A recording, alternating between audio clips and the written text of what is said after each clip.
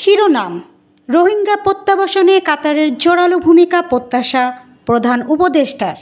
বাংলাদেশে আশ্রয় নেওয়া রোহিঙ্গাদের নিজ দেশে ফিরিয়ে নিতে কাতারের সক্রিয় ভূমিকায় আশা প্রকাশ করেছেন প্রধান উপদেষ্টা মোহাম্মদ ইউনূস। তিনি বলেন, মুসলিম দেশগুলোর জোট ওআইসিকে সক্রিয় করতে কাতার তাদের কূটনৈতিক প্রভাব ব্যবহার করতে পারে। ২০ এপ্রিল দোহায় বাধ্যতামূলকভাবে বাস্তুচ্যুত জনগণের সামাজিক ও পরিবেশগত চ্যালেঞ্জ রোহিঙ্গা ইস্যু শীর্ষক গোলটেবিল আলোচনায় তিনি বলেন, আন্তর্জাতিক প্রেক্ষাপটে কাতার রোহিঙ্গাদের সংকট সমাধানে নেতৃত্ব দিতে পারে। ওআইসি দেশগুলোর অংশগ্রহণ নিশ্চিত করে তহবিল যোগান ও আন্তর্জাতিক চাপ বাড়াতে পারে। রোহিঙ্গাদের দীর্ঘ অবস্থানে বাংলাদেশের নিরাপত্তা ও স্থিতিশীলতা বিঘ্নিত হচ্ছে। বাড়ছে অপরাধমূলক কর্মকাণ্ড ও হতাশা।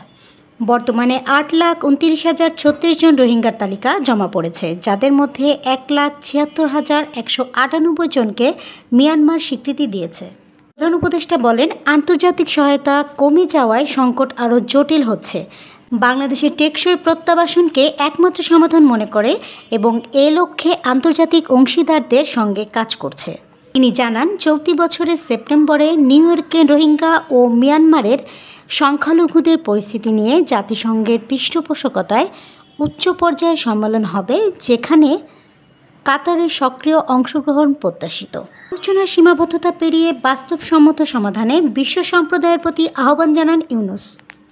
রেজুলেশন অ্যাডপ্ট করেছে। এই রেজুলেশন অ্যাডপ্ট করার কারণে ইউএন এই যে সেপ্টেম্বরে একটা ওরা রোহিঙ্গাদের উপরে আলাদা একটা ডিসকাশন করবে। এটা একটা কনফারেন্স হবে রোহিঙ্গাদের উপরে এবং ওয়ার্ল্ডের আমরা আশা করছি 170টার মতো দেশ এইখানে পার্টিসিপেট করবে আমাদের।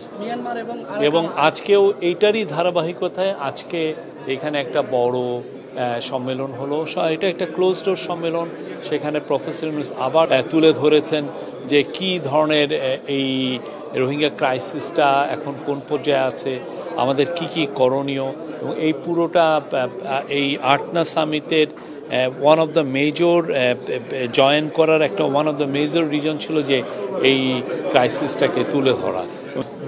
ফরেন মিনিস্টার ছিলেন, আপনি জানেন, গাম্বিয়া হচ্ছে ইন্টারন্যাশনাল ক্রিমিনাল কোর্টে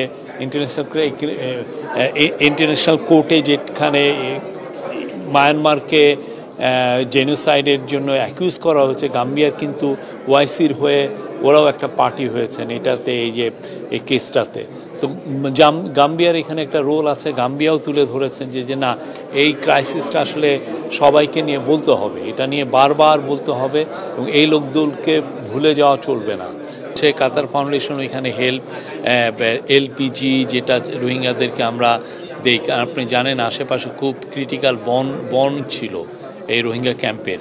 এখন এই বনকে আমাদের যদি সেভ করতে হয়, সেই জন্য আমাদের ব্যবস্থা নিয়েছি যাতে রোহিঙ্গারা যাতে এলপিজি দিয়ে তাদের কুকিং কাজগুলো করতে পারে। তো এলপিজি যারা দিচ্ছেন পুরো বিশ্বে অনেকে ফান্ডিংটা করছেন, তার মধ্যে কাতার ফাউন্ডেশন একটা মেজর ফান্ড, কাতার চ্যারিটি, কাতার ফাউন্ডেশন এখানে মেজর, ওরা হেলথ